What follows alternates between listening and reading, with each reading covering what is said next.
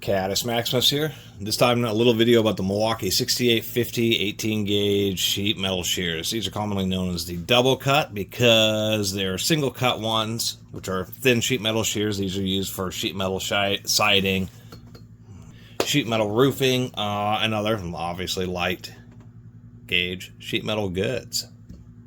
Not for the thicker stuff that might be paneling on equipment and machinery. Those all tend to be the bypass type shears, 2 dies, much heavier duty.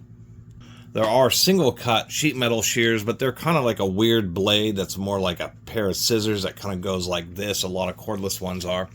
And I should mention, as in the title of the video, Milwaukee, looking through their website, now no longer makes any corded sheet metal shears of any type.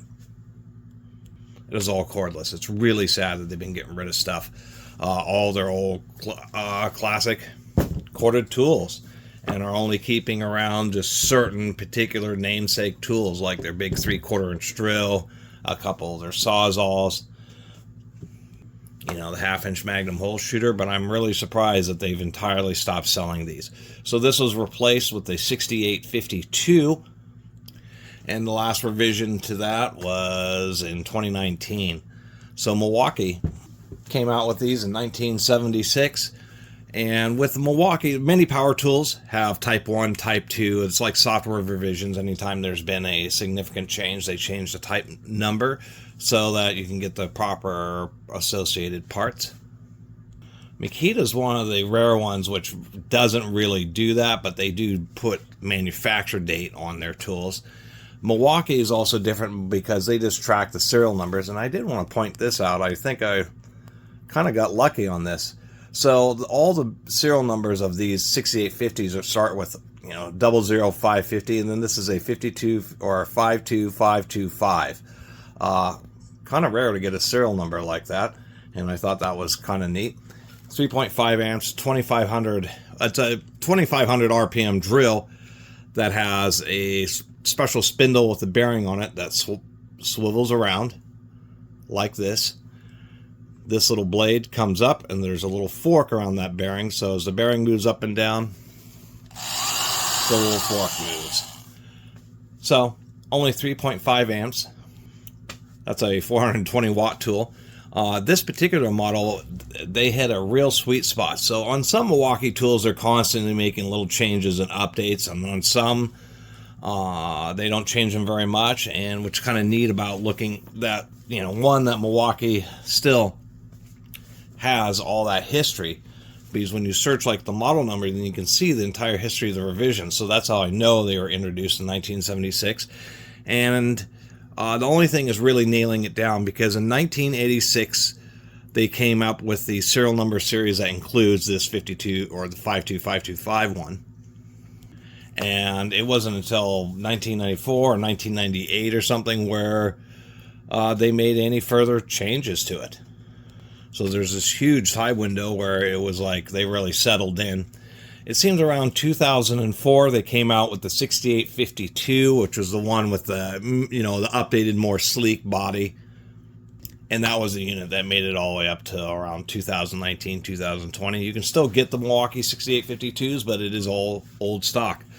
The purpose of the double cut ones is, as you're going along, it doesn't make a big curvature on one side of the piece of material.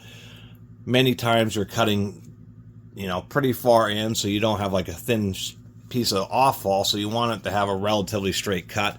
And so that's kind of the deal with these.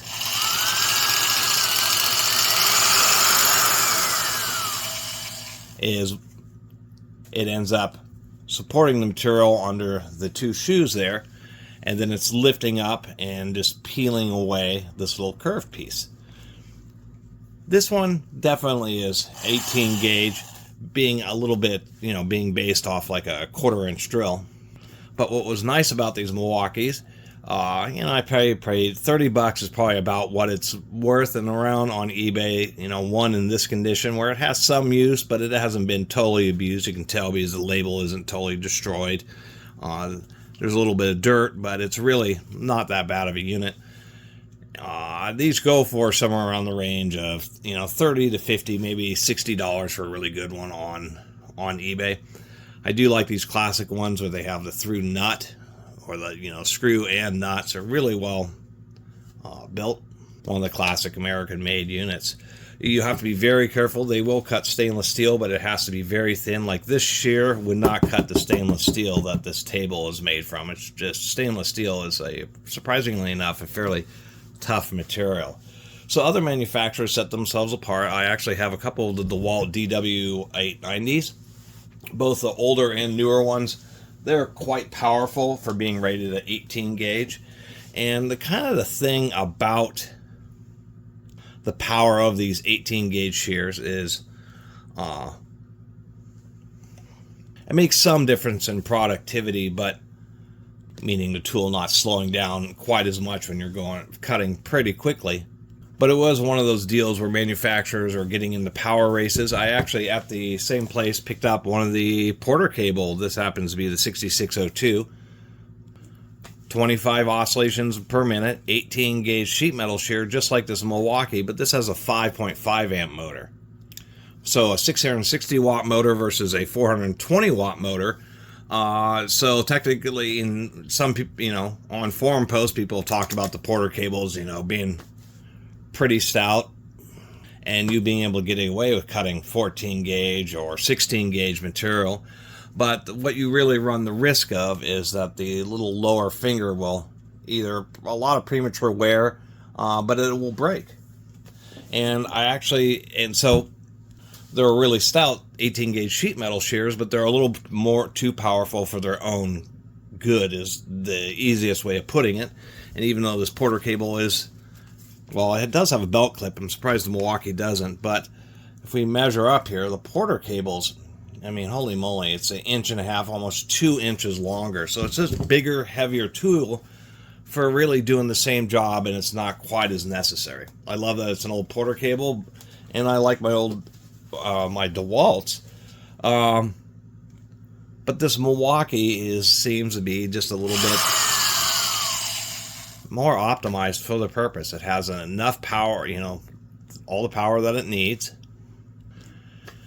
And you're not paying for a much bigger motor, which is running at the same number of oscillations, and having to have a bigger, heavier tool when it's really not doing you any good. And so it's one of those things of finding the right balance and kind of like the right tool for the job, and how you can get caught in a rabbit hole of just getting the biggest, baddest, most powerful tool, in this case 18 gauge sheet metal shears, when really those aren't doing you anything more than what this Milwaukee. Now, the deal with both these and the cement fiberboard shears is somebody got the patent on the heads, and so and it was like the really elegant solution, and so pretty much everybody just went with that design. There just wasn't a way to really design around it and have it be anywhere near as elegant as what these heads were. So all these manufacturers use the same head. I can just pop this Porter cable one right onto this Milwaukee and vice versa, and the DeWalt's, etc. And then when the patents ran out, everybody was just using this exact same head, so that's just what everybody copied. It's kind of interesting. It just became such an institution with those sheet metal, the heads on those sheet metal shears. When you're cutting softer material, plastics, maybe cutting brass, copper, aluminum sheeting, then you're pretty much just limited to what you can really get into that little gap there. So these actually work pretty well if you're trying to cut cardboard, surprisingly enough, and various plastic sheeting goods. You do need a little bit of a cross section. You're not going to cut paper with this because it is a sheet metal shear. It is designed where there, as you can see, there's light there. Just a little bit of a gap, because when you, well, actually I can probably even see it on the paper. The same thing happens on sheet metal, where you'll get just a little bit of a flashing, a little bit of a lip that comes over. You have to have a little bit of a gap between shearing blades to account for that. Otherwise, it either galls up next to the blade or causes excessive rounding of the actual cutting edge, because it isn't able to pass it through. So anyway, that's my little video of the Milwaukee 6850. The right tool and the right size for the right job. And it's just super disappointing that Milwaukee no longer makes any corded sheet metal shears, except for, I think, maybe some heavy duty bypass type 14 gauge. No, their website has listings for some heavier duty shears, but corded ones, but they all say discontinued when you click on the product. So super disappointing. Anyway, if you run into one of these old Milwaukees, it's actually just a nice set of sheet metal shears, which is just a bit more compact, a bit lighter weight, and is a pretty nice tool. And also, one thing, because of the standardization of the heads, all you have to do is just order blades for basically any 18 gauge sheet metal shear, and they will fit in these heads, which is kind of nice. You can always get parts. So as I was saying with like the more powerful Porter cable, if you are using it to really cut like 16 gauge, or maybe you're using to cut thicker plastics and stuff, or maybe the power can make a difference. One of the things I've read about those more powerful Porter cables is every once in a while something will get bunched up, and those like the Porter cable is strong enough to actually break this bottom finger off. Where this Milwaukee's balance will just totally do the work, but if you have something where, I don't know, some fold of a piece of material or what have you jams up the bottom, that it may actually stall out rather than breaking that. So I'm actually kind of stoked to have found a set of these. Certainly does sound like a nice tool. Nice classic Milwaukee sound there. And haven't done many videos on these types of shears, so I'm glad I could bring this set to show you about this set. Anyway, thanks for watching. See you next time.